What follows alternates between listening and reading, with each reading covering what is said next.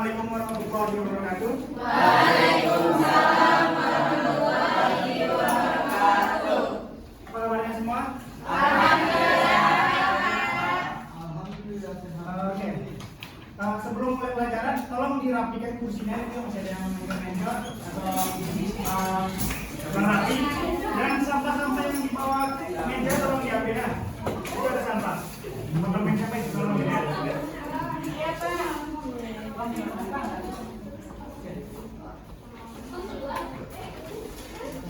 Oke, sebelum mulai pelajaran, ada baiknya kita berdoa dulu. Ketua, siapa ketua? Kita doa.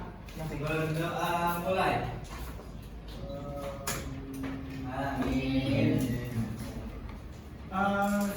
Ketua tolong cek siapa yang tidak hadir pada hari ini. Fadli Akmalisa. Fadli, kemana dia? Ayo saudaranya. Tidak Pak. Katanya pergi berakhir. Oh, kalau nggak ada surat nggak bisa izinin, soalnya aturan di sekolah kita harus pakai surat. Untuk depannya yang ingin izin ataupun ada acara, tolong pakai surat ya. Baiklah. Oke. Saya lihat masih kurang semangat semuanya untuk mulai pelajaran. Nah, kalau gitu kita adain semua game. Kalau kita semuanya berdiri. Semuanya berdiri, kalau berdiri.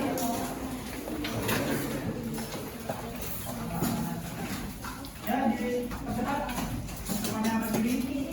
Berdiri ya. Oke. Saya punya permainan. Permainannya adalah untuk melatih fokus kita semua. Nama permainannya adalah presiden-presiden. Ada pernah dengar nama presiden-presiden?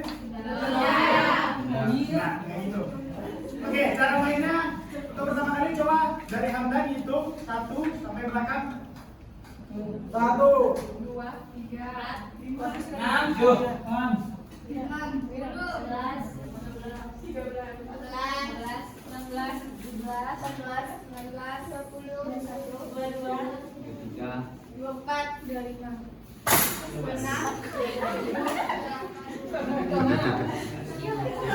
Udah selesai semua berhitung? Mas, udah ingat nomornya berapa? Oke, cara mainnya gini. Kalau saya bilang presiden 10, siapa presiden 10? Presiden 10 bilang presiden 10 ke presiden 1. Presiden 1 ada apa lagi ke presiden 2. Tapi jika ada nomor yang double atau ganda, itu yang menyebut nomor itu kita hukum. Itu sama dengan kalah. Ngerti? Ngerti Pak. Nah. Oke, kita coba dulu ya. coba. Oke. Presiden 5. Presiden 10. Presiden 1. Ulang. Presiden 5 ke presiden 10 gitu ya. Oke, ulang. Presiden 6. Presiden 6 ke presiden 1. Presiden 5.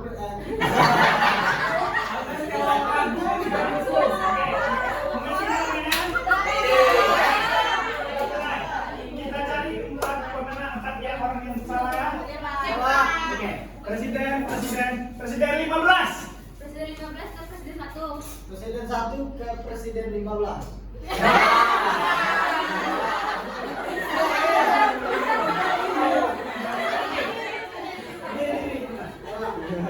Oke, kita cari 3 orang lagi. 3 orang lagi, oke?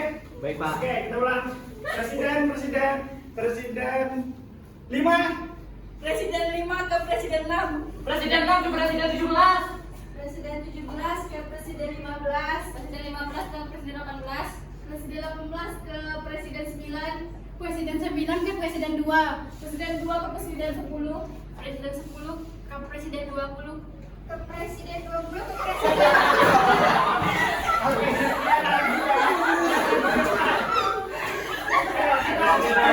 fokus. Supaya fokus kita lebih bagus untuk belajar nanti. Dua orang lagi. Presiden 20.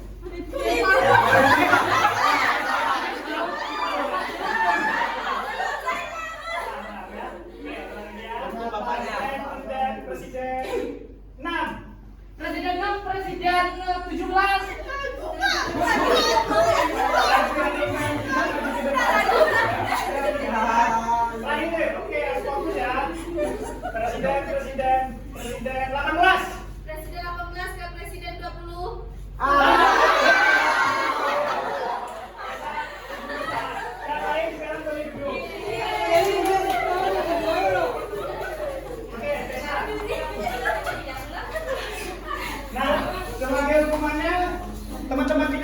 kita untuk apa? Goyang.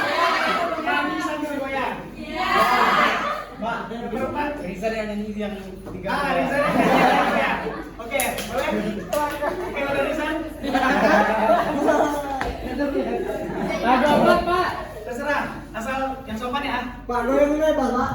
Ya, bebas. Goyangnya bebas aja. Goyang kaki. Boleh. Ya, boleh terserah. Mulai, Pak. Mulai. Ayo goyang rumah.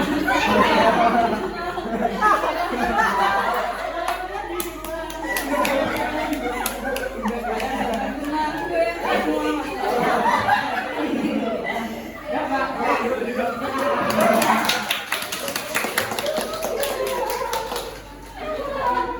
Baik, sekarang semuanya sudah fokus dan kita masuk ke pelajarannya.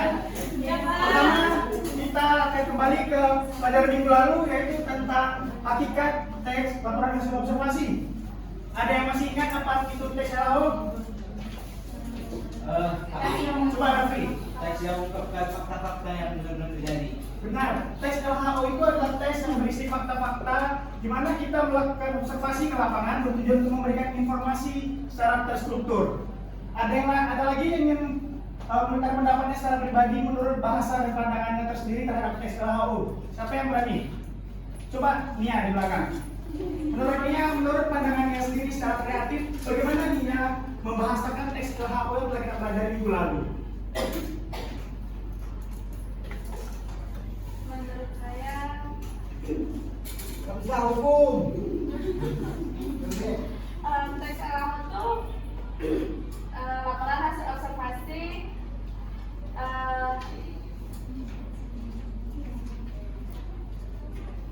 Lupa ya?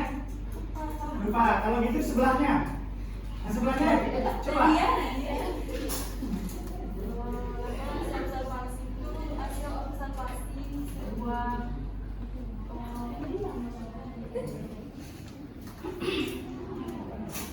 Pas. Pas. Kalau Rianisa, coba menurut Rianisa, menurut pendapat Nisa saja. teks observasi itu teks dari pengamatan, Pak. Ya, benar. Teks observasi adalah teks yang kita lakukan untuk mengamati sesuatu, mau benda, hewan, tanaman. Nah, itu adalah tujuan dari teks observasi. Beri tepuk tangan dulu kepada teman-teman yang tadi sudah menyampaikan. Sekarang struktur teks LHO. Coba menurut Dafri apa itu? Apa saja struktur teks LHO yang telah kita pelajari minggu lalu? Yang pertama pernyataan umum, Pak. Yang kedua deskripsi bagian, Ya. yang deskripsi manfaat, dan juga dan terakhir kesimpulan, Pak. Bagus sekali Dafri. Bagus, beri tepuk tangan kepada Dafri. Pertama, pernyataan umum. Pernyataan umum adalah bagian yang berisi pembuka atau pengantar hal tentang apa yang akan kita sampaikan bersifat umum, baik itu objek yang akan dikaji.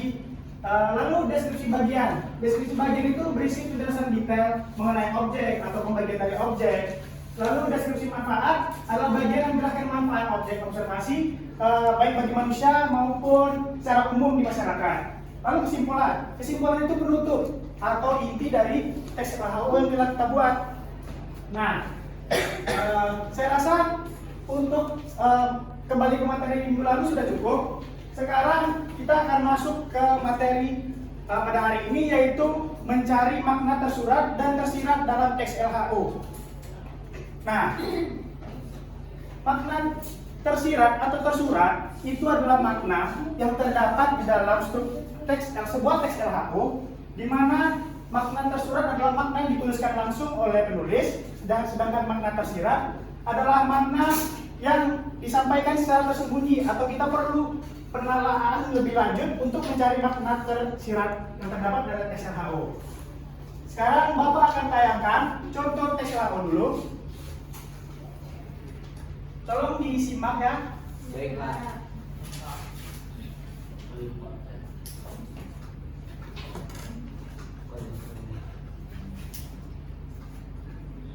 Harimau Sumatera atau dalam bahasa Latin adalah Panthera tigris sumatrae merupakan subspesies harimau yang habitat aslinya berasal dari Pulau Sumatera. Hewan ini adalah salah satu dari 6 subspesies harimau yang masih ada. Namun, harimau Sumatera sudah diklasifikasikan menjadi hewan langka yang terancam punah. Populasinya diperkirakan hanya tersisa 400 hingga 500 ekor saja, dan kebanyakan hidup di taman-taman nasional di Sumatera.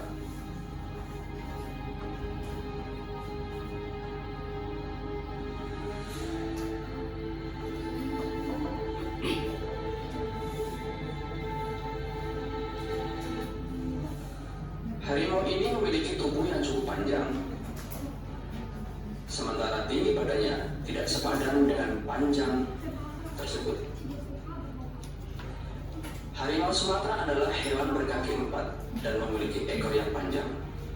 Meskipun begitu, salah satu keunikan hewan ini adalah ukurannya lebih kecil dari jenis harimau yang lain. Warna bulunya coklat, dihiasi oleh motif belang yang berwarna hitam. Pola hitamnya berukuran cukup lebar dan jaraknya rapat, malah terkadang berdempet satu sama lain. Motif belang tersebut bergelombang mengikuti bentuk tubuhnya. Sebagian bulu di pipi, perut, dan bagian dalam kakinya berwarna putih gading dan tampak sedikit lebih lebat dari bagian yang lain. Kepala hewan ini lonjong dengan mancung yang tidak terlalu mencolok. Kupingnya lebar dan besar. Matanya bulat diselimuti kelopak mata yang miring dan bersudut tajam. Warna matanya kuning dengan aksen hitam di bagian pupilnya. Pola strik hitam masih menyelimuti wajahnya. Bulu di alis dan pipinya putih dan berjanggut cukup panjang. Mulutnya lebar dan bertaring tajam. Telapak kakinya besar dan bercakar. Uniknya, di sela-sela jarinya terdapat selaput yang sepertinya menjadi alasan hewan ini mampu berenang cepat. Hal tersebut berkaitan dengan salah satu teknik berburu harimau Sumatera yang sering menyulitkan mangsanya ke air. Karena harimau Sumatera adalah perenang yang ulung dan binatang buruan mereka biasanya tidak mahir berenang. Harimau Sumatera adalah binatang anggun yang unik dan hanya ada di Indonesia. Sangat disayangkan bahwa populasi mereka kian menipis dan terancam punah. Sudah sepatutnya kita sebagai manusia turut membantu mempertahankan keberadaannya, bukan hanya sebagai simbol negara saja, namun sebagai salah satu bentuk kekayaan Nusantara yang tiada tara.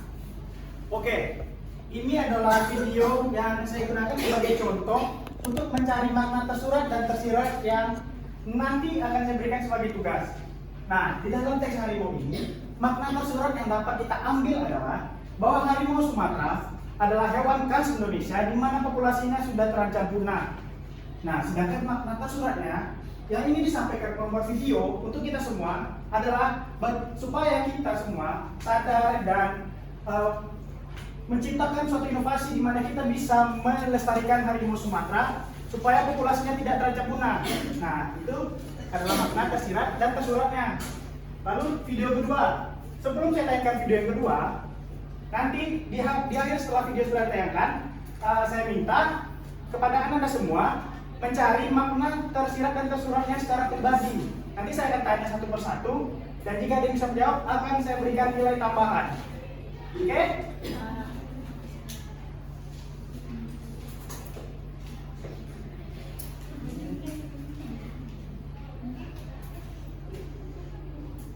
Nah, tolong dicatat makna tersirat dan tersuratnya. Komodo.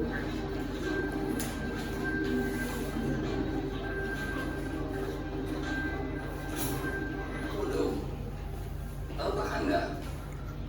Komodo adalah jenis hewan melata terbesar di Indonesia yang dilindungi oleh pemerintah Indonesia. Komodo hidup di semak-semak belukar dan di sejumlah hutan yang ada di Indonesia. Komodo juga dianggap sebagai hewan melata terberat di Indonesia karena memiliki berat tubuh sekitar 100 kg atau lebih. Komodo yang paling besar di Indonesia dan pernah diukur tinggi serta beratnya yaitu mencapai 166 kg dan panjangnya mencapai 3 meter. Tapi umumnya panjang dan berat binatang komodo ini hanya sekitar 2,5 meter dengan berat sekitar 91 kg. Namun, untuk beberapa jenis komodo, memang ada yang mencapai panjang dan berat melebihi rata-rata. Komodo memiliki kulit yang bersisik, warnanya abu-abu, bentuk mancungnya lancip, bagian tungkai lengannya kuat, dan memiliki ekor yang berotot.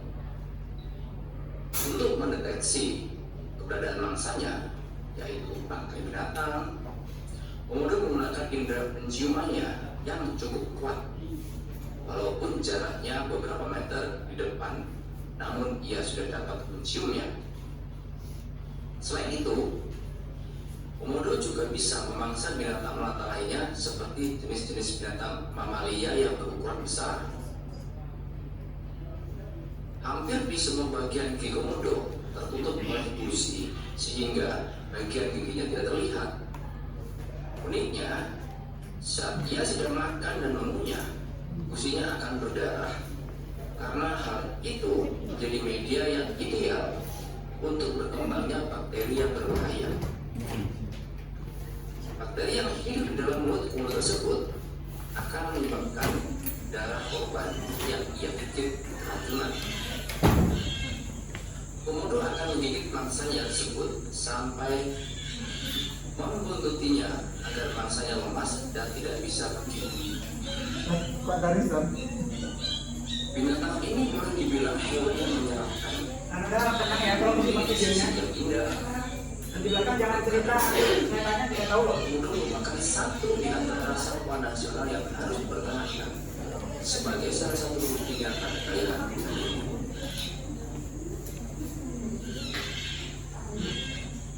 Namun sayangnya, binatang melata ini terancam punah.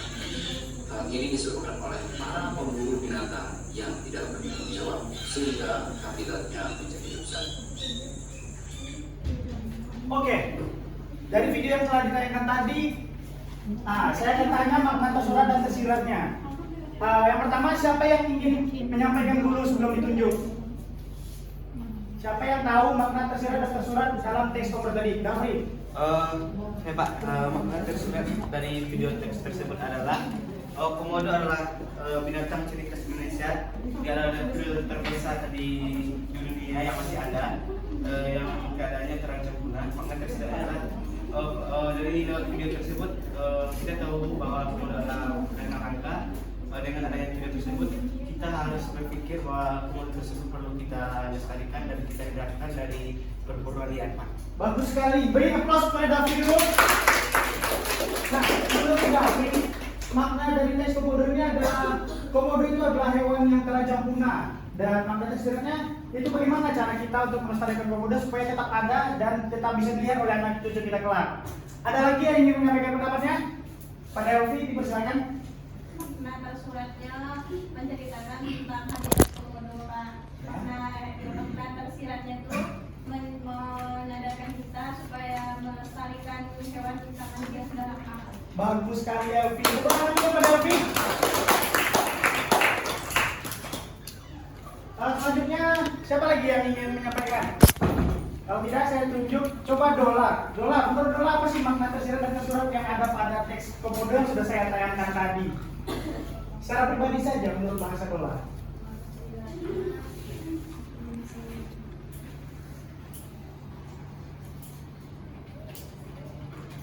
Kesadaran untuk melestarikan komodo, Pak. Iya, salah satunya adalah bagaimana menyadarkan manusia untuk terus melestarikan hewan-hewan yang terancam punah di Indonesia. Oke, menurut Zul apa sih makna tersirat dan tersurat yang ada dari teks komodo setelah Zul simak tadi? Makna tersirat yang terlihat pada video tersebut, Pak. Di video tersebut mengatakan bahwa hewan komodo itu merupakan hewan purba yang hanya ada di Indonesia saja, Pak. Bagus. Jadi untuk makna tersiratnya, Pak, bagaimana generasi muda dapat menjaga komodo tersebut dari kepunahan apa? Oke, baik, bagus sekali pendapat dari Zul. Oke, beri tepuk tangan kepada kita semua.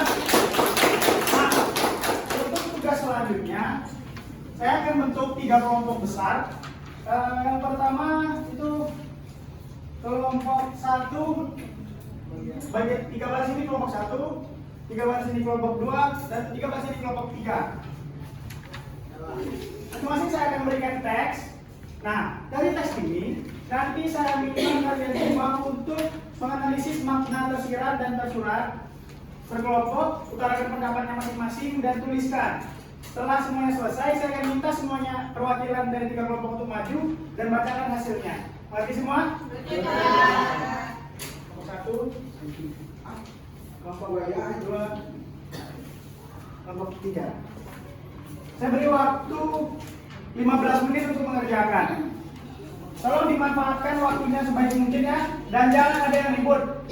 Kerjakan dengan tenang dan kerjasama yang baik.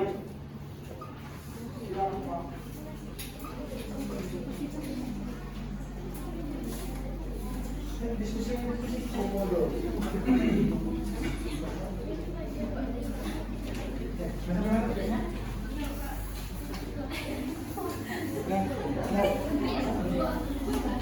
Yang belakang tolong jangan bercerita, bantu temannya untuk mengerjakan tugasnya.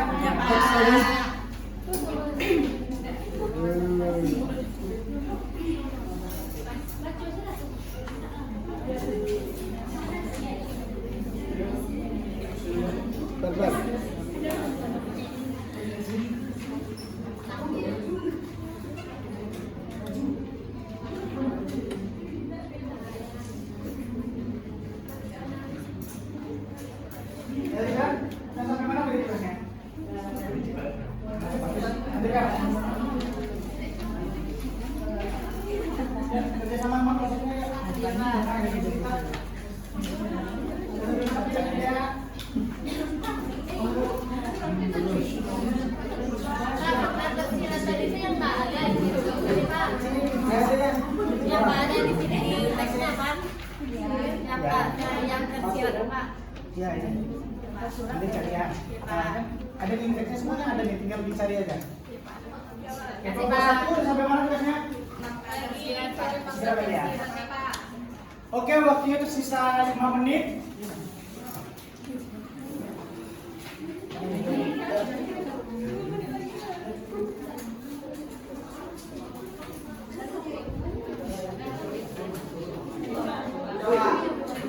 Selesai. Kelompok 2 kelompok 3? Oke. Sekarang masing-masing dari perwakilan 3 kelompok tersebut maju ke depan. Kelompok 1 saya perwakilannya. Oke, kelompok 2 nanti. Kelompok 3? Riza. Oke, Riza. Pak, seluruhnya Pak. Ya, sini, di tengah. Oke, kelompok 1 dapat teks apa tadi? Dapat teks cicak, Pak. Kelompok 2? Bunga anggrek, Pak. Kelompok 3? Bunga genpil Pak. Nah, pertama kelompok 1 dulu, bacakan apa yang telah didapat dari kerja kelompok tadi. Baik, saya perwakilan dari kelompok 1 akan membacakan hasil analisis kami tentang makna tersurat dan tersirat pada teks LHO cicak. Yang pertama ada makna tersurat. Dari analisis ini, kami menemukan beberapa makna yang dapat diambil dalam teks tersebut, yaitu cicak adalah hewan melata yang memiliki habitat hidup di darat. Cicak tergolong ke dalam keluarga reptil. Cicak suka memakan serangga kecil. Cicak juga bisa berjalan di tembok.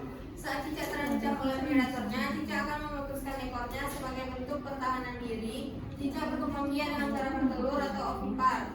Cicak biasanya menempatkan telurnya di tempat-tempat yang sempit seperti celah-celah ruangan dan juga bisa dijumpai dalam tempat-tempat yang tidak pernah dilihat manusia atau tempat yang teduh.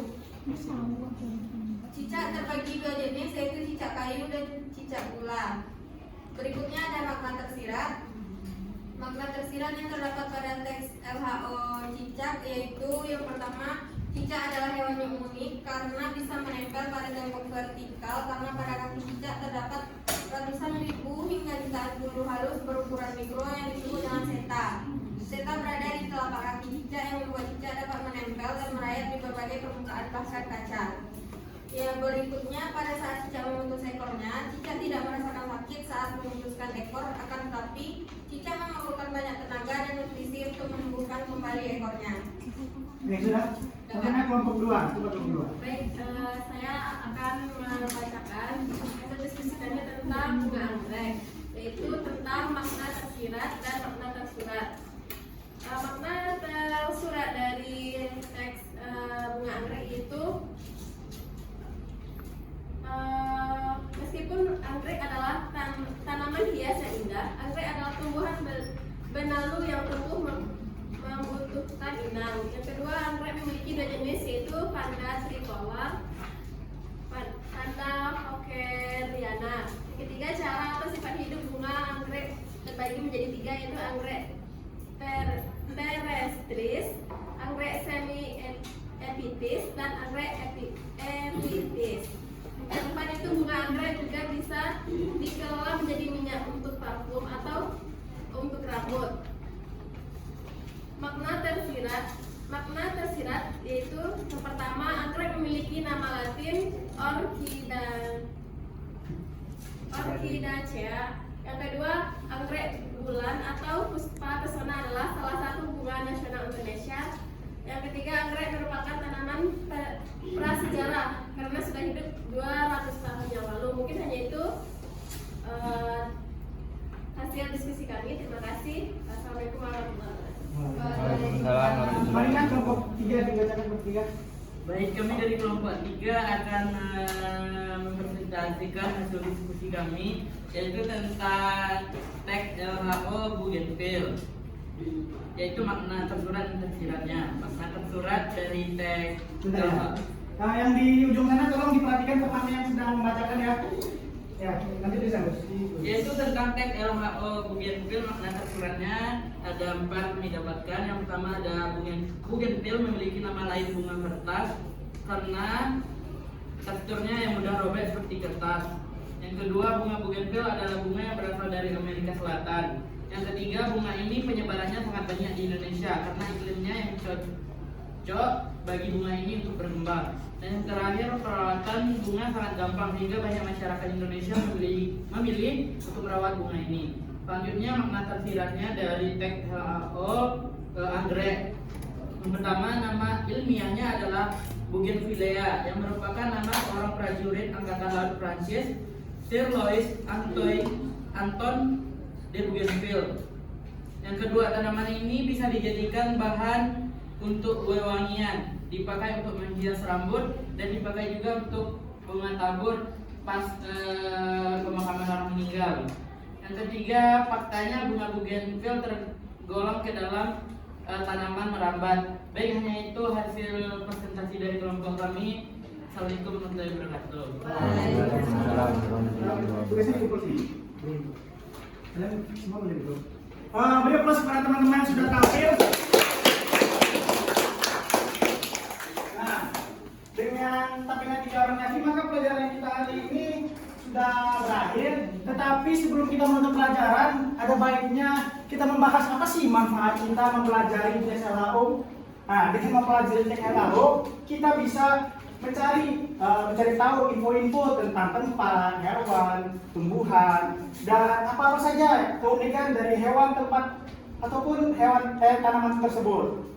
Nah, dari mempelajari makna tersirat dan tersurat, itu tuh bisa melatih pola pikir kita dalam mencari hal-hal yang sebenarnya ada.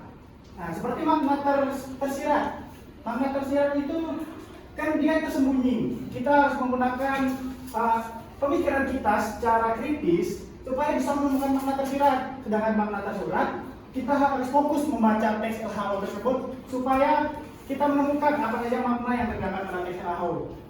Oke, sekarang kita akan menyimpulkan pembelajaran pada hari ini. Bagi yang bisa menyimpulkan, selain yang sudah menunjuk tadi, tolong angkat tangan. Yang bisa menyimpulkan pembelajaran hari ini, nanti saya akan beri nilai tambahan.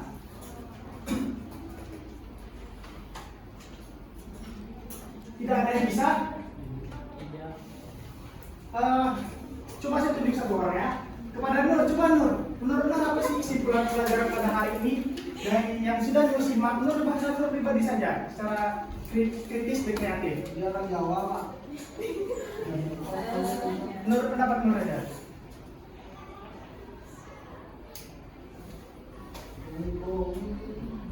Tidak tahu kan? Teks LHO itu adalah sebuah laporan yang kita amati dari sebuah video tadi, Pak. Masih kurang tepat, tapi sudah bagus. Beri tepuk tangan pada Nur, sudah berani. Ini apa pada dia? Baik Pak, menurut saya teks LKO yaitu adalah teks yang berupa pengamatan terhadap benda dan lain-lainnya. Terus strukturnya yaitu ada 4. Yang pertama ada pernyataan umum, deskripsi bagian, yang ketiga deskripsi manfaat, dan keempat kesimpulan. Hanya itu Pak. Oke, bagus sekali jawabannya. Nia mendeskripsikan tentang pengertian teks LKO dan struktur-strukturnya. Nah, berarti Nia menyimak dengan baik. Beri tepuk tangan pada Nia. Nah, sebelum saya menutup pembelajaran hari ini, saya akan beritahu minggu depan, karena ini mata pelajaran terakhir, minggu depan kita ulangan. Tolong persiapkan materi tentang teks LKO dari pengertian, struktur, dan lainnya. Oke? Baik, Pak. Jangan lupa belajar di rumah, oke? Baik, saya tutup pembelajaran. Jika ada salah, saya mohon maaf. Saya akhiri dengan memberi topik hidayah. Assalamualaikum warahmatullahi wabarakatuh. Waalaikumsalam. Tepuk tangan semuanya.